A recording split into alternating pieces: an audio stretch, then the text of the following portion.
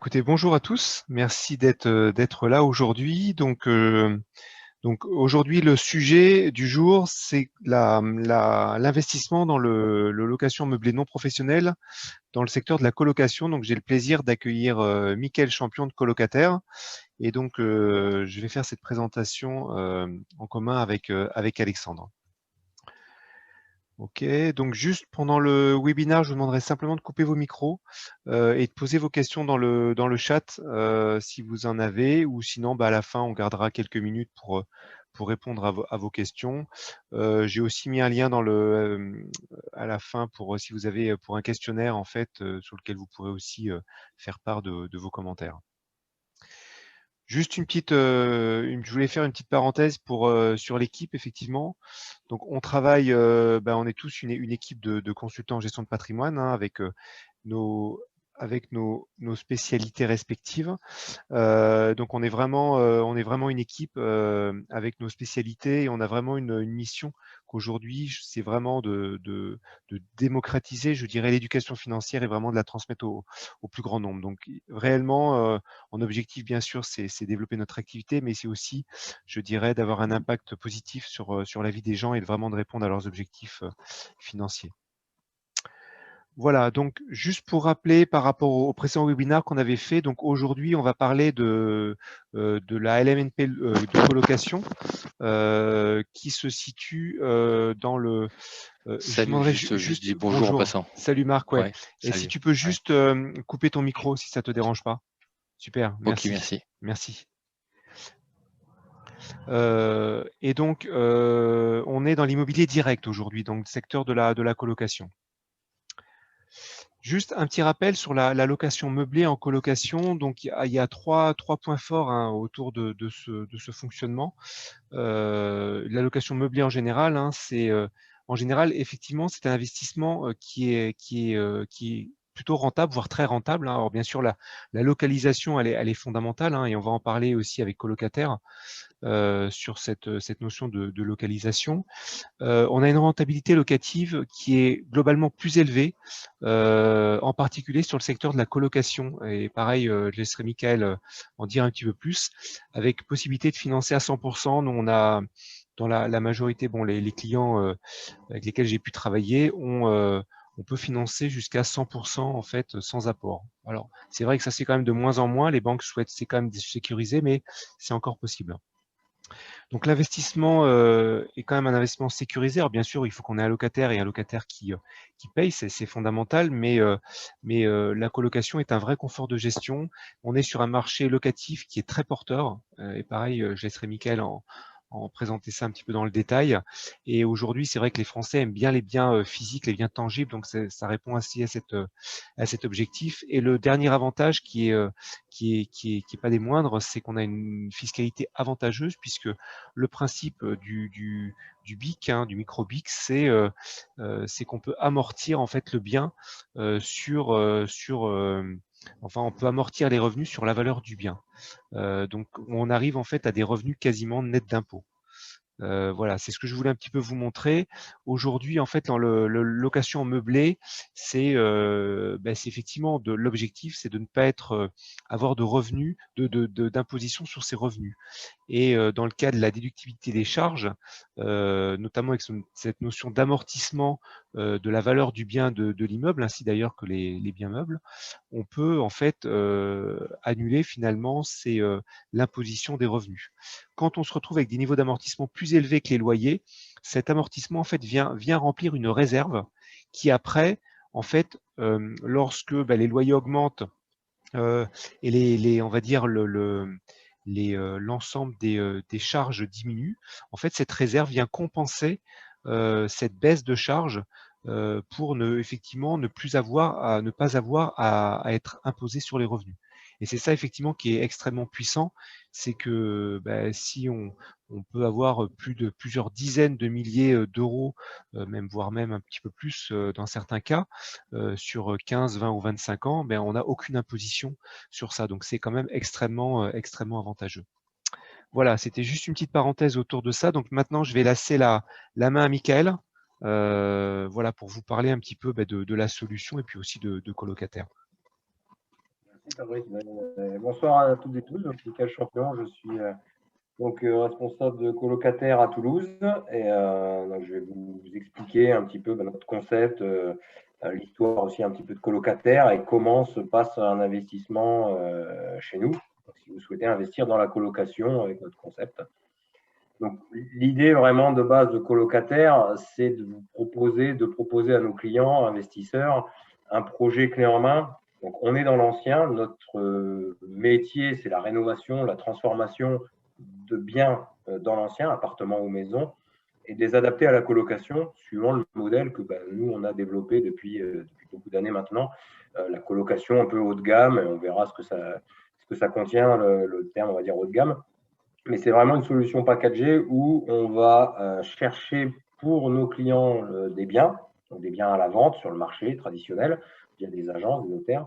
Donc on va sourcer ces biens, on va étudier le potentiel de transformation. On va, si le client valide l'acquisition du bien proposé, on va gérer les travaux derrière, la déco, l'ameublement.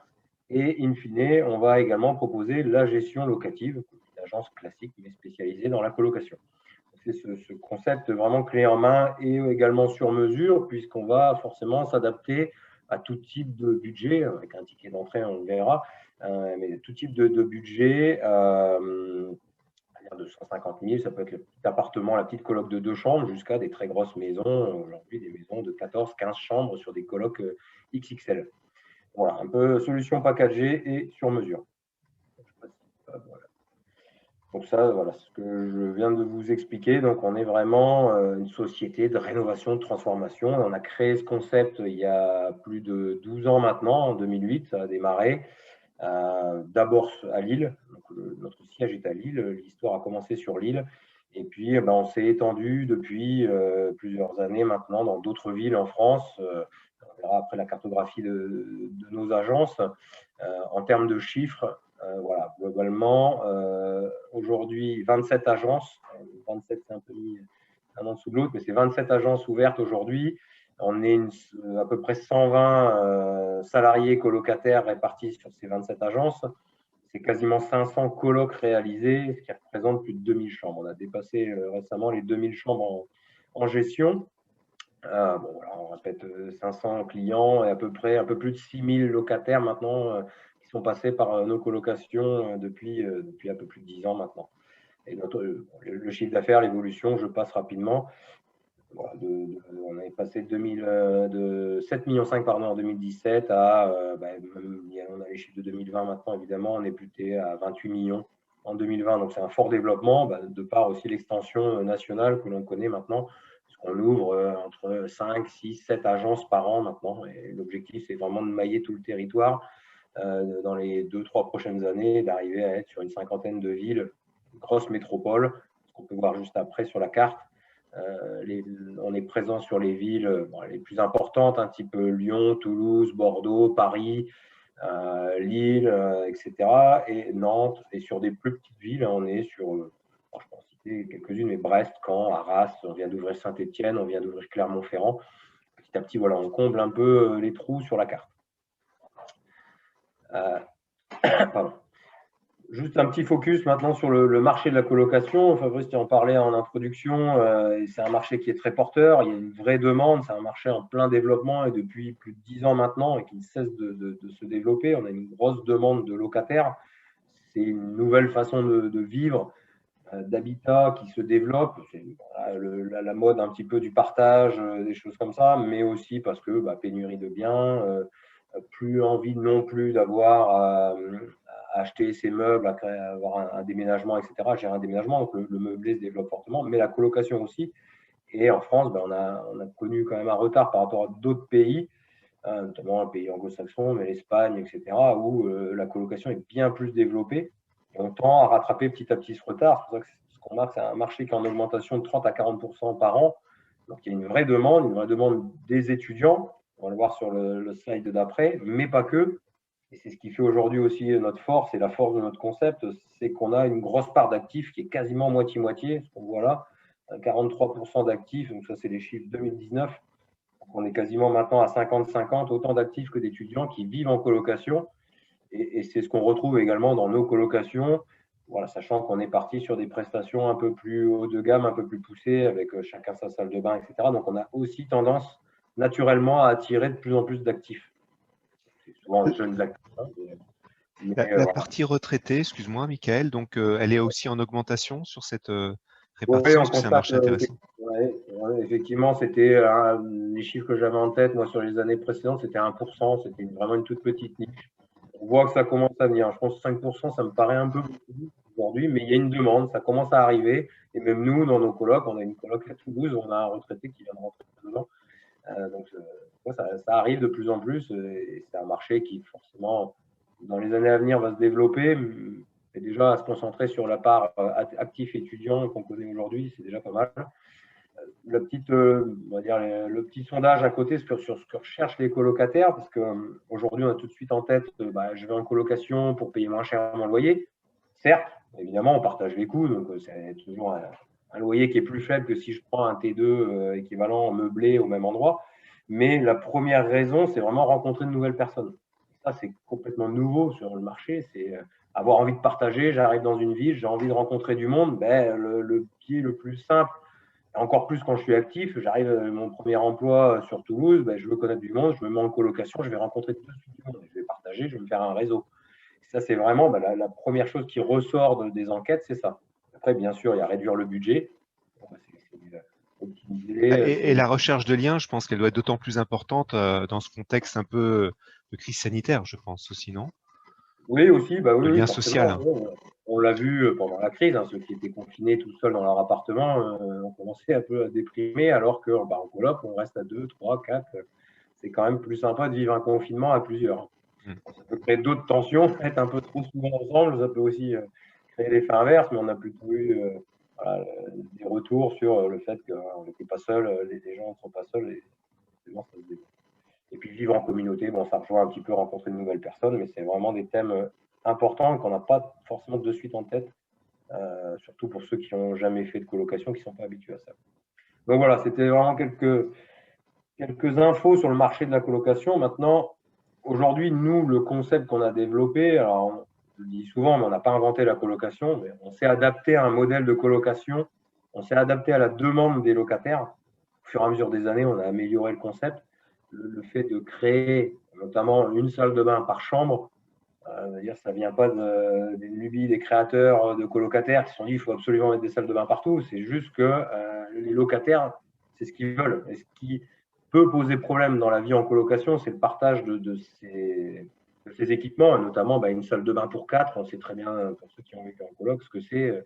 C'est des désagréments, on doit attendre, on doit faire la queue, des problèmes de nettoyage, etc.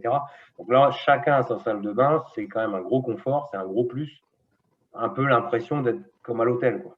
Il y a vraiment une partie privative avec la chambre bien équipée.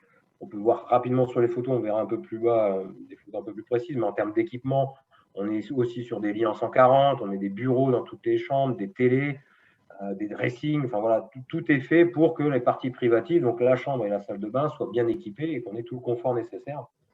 Plus le cahier des charges en termes de travaux, c'est des isolation phonique entre les pièces, placophonique, porte-phonique, etc. Donc ça, c'est notre cahier des charges qu'on a poussé aussi et amélioré au fur et à mesure du temps pour arriver à ces colocs, là, ce que vous pouvez voir, tout en gardant également des parties communes sympas.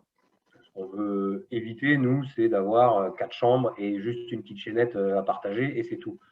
On veut garder l'esprit colocation. On a voulu garder cet esprit-là d'avoir un grand salon, une belle télé, qu'on puisse se retrouver autour d'une série, d'un match de foot ou je ne sais quoi. Mais voilà, garder cet esprit de la colocation, parce que c'est ce que les gens recherchent aussi. Donc, on a vraiment allié les deux, et c'est comme ça qu'on a développé et amélioré le concept au fur et à mesure des années, en travaillant aussi de plus en plus avec des décoratrices d'intérieur, donc pour tout ce qui est déco. Ça aussi, c'est un peu le vent en poupe aussi, la partie de décoration, de staging, tout le monde s'y met. Mais c'est un vrai plus aussi pour les locataires. C'est-à-dire, je rentre dans une coloc, tout est déjà neuf, nickel, bien décoré, ça donne envie d'y vivre. C'est ce qu'on recherche, nous, c'est cet effet d'attirer les locataires qui se disent, j'ai juste à poser mes valises et je suis dans un endroit qui est bien, qui est déjà équipé, et j'ai rien à rajouter à part mes affaires. Voilà. Donc voilà, on a développé ça. On regardera peut-être, si on a le temps, à la fin de la présentation, on a vu avec Fabrice une visite virtuelle d'une coloc. Là, le slide suivant, c'est vraiment d'expliquer les avantages. Alors, pour les locataires, je vais passer très rapidement, je viens déjà d'en parler, mais il y a quelques points qui sont importants, c'est que c'est éligible aux APL pour les locataires, un logement classique. On est sur un bail commun, mais sans clause de solidarité pour les locataires, donc c'est important. Ils peuvent aller et venir, entre guillemets, sans contrainte. Ça, c'est aussi ce que les locataires recherchent aujourd'hui. Ils ne veulent pas être liés à un autre locataire qu'ils ne connaissent pas. Donc, si un locataire part, les autres qui restent ne doivent pas compenser le loyer. C'est une perte pour le propriétaire et à nous, en tant qu'agence de gestion, de retrouver un locataire le plus rapidement possible. Et ensuite, bon, voilà, pour la partie locataire, pour les investisseurs, bon, il y a évidemment l'intérêt de l'effet de levier des revenus locatifs. On parlait de rentabilité, mais évidemment, nous, notre objectif, c'est quand même d'optimiser les surfaces, d'aller chercher des loyers supplémentaires. Bien souvent, on est sur un T3 qu'on transforme en T4, on va chercher la chambre de plus qui va faire une rentabilité supérieure à une location classique. C'est vraiment optimiser les espaces, c'est notre métier, pour aller chercher cette rentabilité. La fiscalité, Fabrice en a déjà parlé, le LMNP avec une neutralité au niveau des impôts pendant de nombreuses années grâce aux amortissements, des travaux, du foncier, etc. Un point qui est très important pour moi, c'est la dilution du risque locatif. C'est-à-dire qu'aujourd'hui, vous allez avoir une colocation de 4, 5, la taille, on va dire 4 locataires. C'est un peu comme si vous aviez 4 studios en un. Donc, le risque locatif d'impayé, de vacances, il est forcément dilué. Vous avez un locataire qui part, en général, ils ne partent pas tous d'un coup, c'est assez rare. En tout cas, s'il y en a un qui part, vous avez toujours les 3 autres loyers, donc 3 quarts des loyers qui rentrent, le temps de retrouver l'autre locataire. De la même façon, vous avez un retard de paiement, voire un impayé, c'est rare, mais ça peut arriver. C'est la même chose, vous n'allez pas avoir un impayé avec les 4 locataires d'un coup. Alors, c'est sur un coloc, ça c'est autre chose, mais voilà, ça n'arrive pas aujourd'hui. Donc, c'est vraiment se dire que je dilue le risque sur mes revenus locatifs. Et, pour un investisseur, c'est le plus important, c'est de sécuriser ses revenus. Donc, la souplesse du projet, c'est un autre point qui est très important, c'est qu'en tant que propriétaire, investisseur, nos clients sont libres de faire ce qu'ils veulent de leur appartement. On n'est pas lié à un dispositif fiscal, on n'est pas obligé de louer pendant 9 ans, on n'est pas non plus contraint sur les loyers, etc. Donc, le client peut très bien revendre dans quelques années, si ce n'est pas le but de revendre rapidement, mais en tout cas, il peut se passer n'importe quoi dans la vie. Je revends dans 2-3 ans, je peux le faire. Je n'ai pas un bail commercial derrière, j'ai juste un bail de location classique. J'ai des locataires en place, soit je les fais sortir, soit je vends l'appartement loué. En tout cas, c'est faisable sans problème. Et même récupérer l'appartement, j'ai des clients qui s'imaginent ça aussi, dans 15-20 ans, le récupérer pour leurs enfants, pour eux, etc. C'est tout à fait possible. Et dernier point, investissement dans la pierre. Évidemment, c'est important, surtout aujourd'hui, parce qu'on voit que dans le neuf, c'est un peu compliqué. L'avantage d'être dans l'ancien, c'est qu'on choisit quasiment les emplacements. On est dans le centre, on est bien placé en termes de transport. Voilà, on n'est pas dépendant d'un marché du neuf où les fonciers sont rares, etc. Et on vous dit presque d'acheter à tel endroit, c'est pas vous qui choisissez. Nous, notre concept, c'est vraiment de partir du cahier des charges du client en termes de budget, d'emplacement, de ville, et d'aller chercher un projet disponible qui correspond à ces critères. Ça, c'est après. Je vais rentrer un peu plus dans le détail. Il y a deux avantages, oui, si je peux me permettre aussi, que je trouve intéressant, c'est que le fait d'avoir des chambres individuelles, ça ouvre la possibilité aussi d'avoir des colocations mixtes également. Parce qu'avant, effectivement, quand on a une colocation et quand on a un garçon, en général, les filles, elles vont pas venir si c'est des chambres, si c'est des salles de bain communes. Alors que dans le cas de salles de bain individuelles, c'est beaucoup plus possible aujourd'hui, je pense.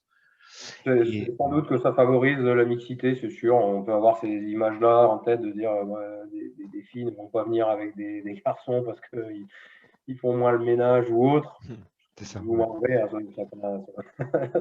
Et le deuxième avantage que je vois qui est intéressant aussi, c'est que l'investisseur après peut revendre cette colocation, enfin, cet appartement à d'autres investisseurs en colocataire, mais ils peuvent aussi le revendre à des particuliers, puisqu'aujourd'hui, une famille avec des ados notamment qui ont envie d'avoir leur salle de bain individuelle, dans ce cas-là, ils peuvent aussi très bien l'acheter pour une famille qui, voilà, avec on va dire des salles de bain propres à chaque chambre.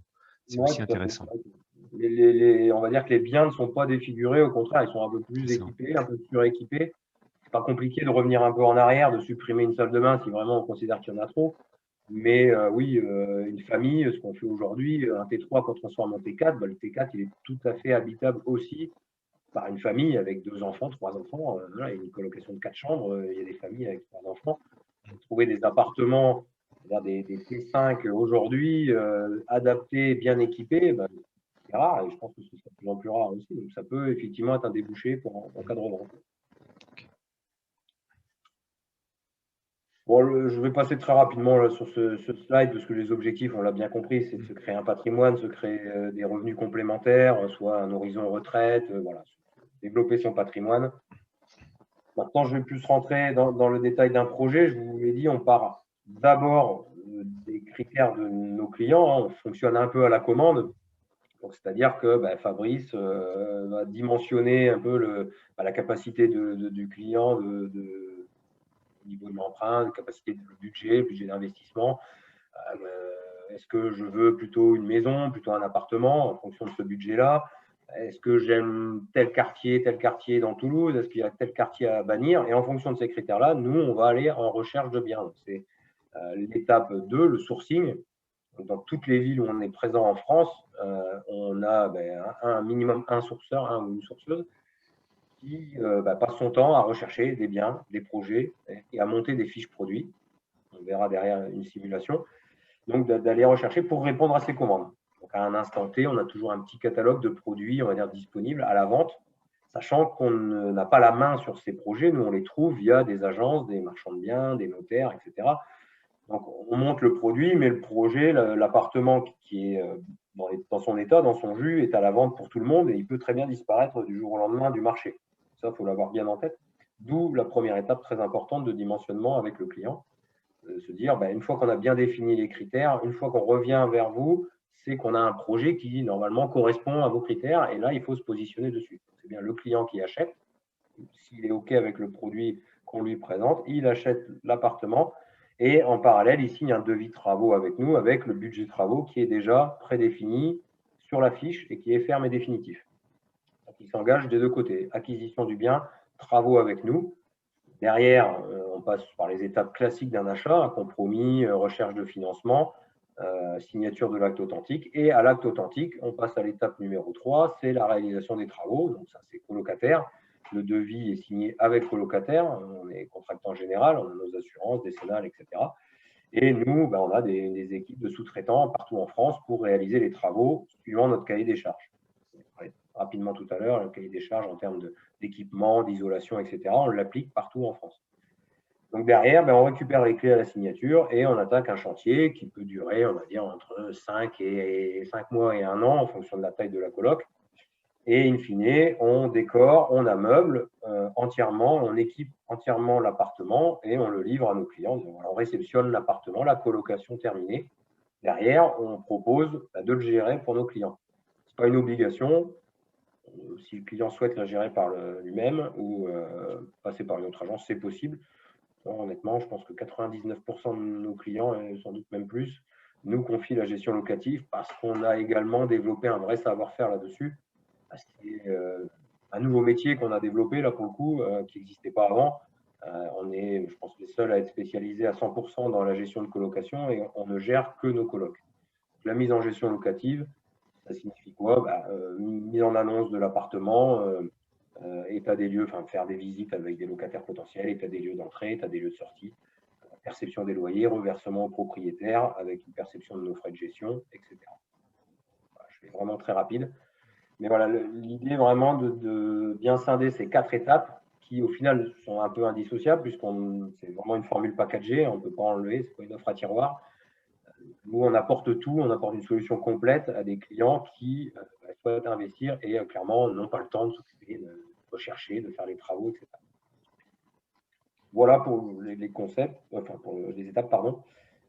Maintenant, un petit exemple d'un projet. Donc là, on est, c'est vraiment un exemple comme un autre, comme on en a vu des multiples et qu'on en a beaucoup sur notre espace partenaire. Donc ici, c'est un 4 chambres situé à Rennes. Donc 73 mètres carrés, qui était sans doute avant un T4 qu'on a transformé donc en T5, 4 chambres. Donc vous voyez la photo de la transformation, le avant-après. C'est surtout pour vous montrer qu'on part d'un plateau brut en général. La première étape, c'est de démolir tout, de curer tout ce soit électricité, plomberie, mais même bien souvent tous les placos, etc., tout ce qui n'est pas porteur saute, puisqu'on réagence complètement les biens. On va transformer la cuisine en chambre, on va développer évidemment des salles de bain, donc créer des nouvelles salles de bain. Donc voilà, on part d'un plateau brut et on refait tout à neuf dedans. Donc là, on est sur un budget global investi, sur cet exemple-là, de 360 000 euros. Si on part sur un emprunt de la totalité, alors quand le budget investi, c'est vraiment tout inclus, frais de notaire, budget travaux, frais de mobilier, frais d'ingénierie, etc. On part sur un emprunt de cette totalité-là sur 20 ans à 1,6, ça donne une mensualité à 1800. En face de ça, on a 4 chambres qu'on va louer dans cette ville, dans ce quartier-là, à 420 euros. Donc 1680 euros de loyer brut. On pourrait s'arrêter là et se dire, bon, ben, j'ai quasiment l'équilibre entre ma mensualité et mes loyers bruts. Mais nous, sur nos simulations, on aime bien aller plus loin, on aime bien intégrer tout ce qui est charges de copropriété, tout ce qui est frais de gestion, pour aller au plus près possible de ce que que nos clients investisseurs vont vraiment toucher, donc les loyers nets. Et là, sur ce projet-là, on sera autour de 1400 euros de loyer net. Donc un effort d'épargne, le delta entre la mensualité qu'on rembourse tous les mois et les loyers nets qui rentrent de 400 euros. Je dois rajouter 400 euros de ma poche tous les mois pour me financer mon bien. Ce qui signifie, au bout de 20 ans, j'aurais mis de ma poche 100 000 euros. Après, derrière, Fabrice est là pour faire des simulations plus poussées en cas de revente. C'est-à-dire, je revends mon appartement 300 000 dans 20 ans, je dis n'importe quoi. J'ai mis 100 000 de ma poche, je revends 300 000, j'ai un TRI de temps, etc. Oui, on a des très bonnes rentabilités.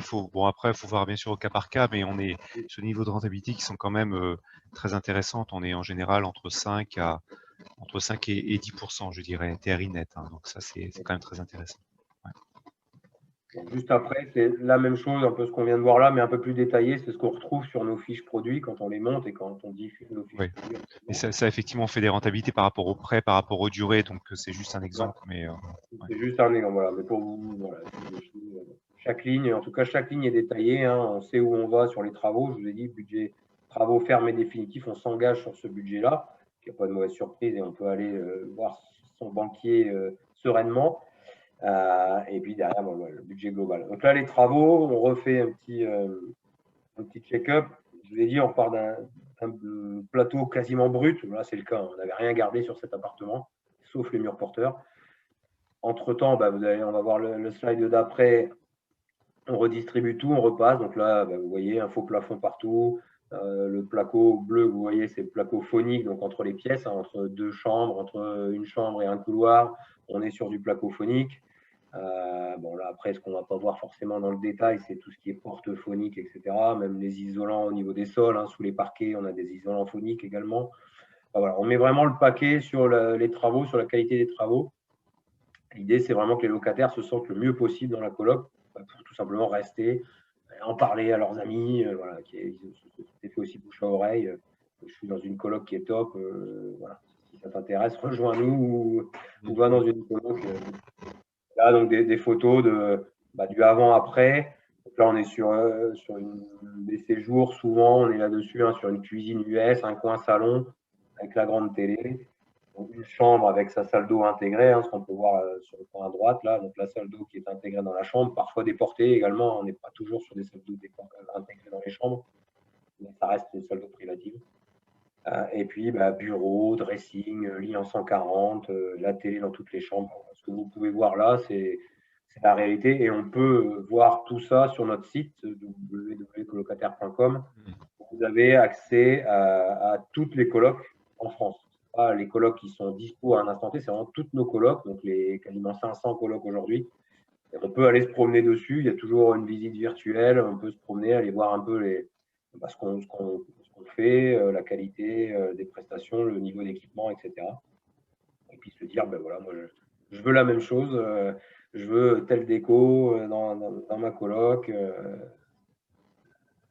Voilà, l'idée c'est de pouvoir montrer également ce qu'on fait, donc de venir visiter des chantiers, des colocs finis. On amène souvent nos partenaires et nos clients sur des visites chantiers. Ça fait vraiment la différence. C'est intéressant effectivement de voir l'avant-après quand tu vois ça en vrai. C'est assez impressionnant effectivement. Okay. Voilà, je pense qu'on est à peu près Bon, pour ma part, Il nous reste 5 minutes. Ouais, super. Merci, merci Mika. Ouais, c'est très intéressant.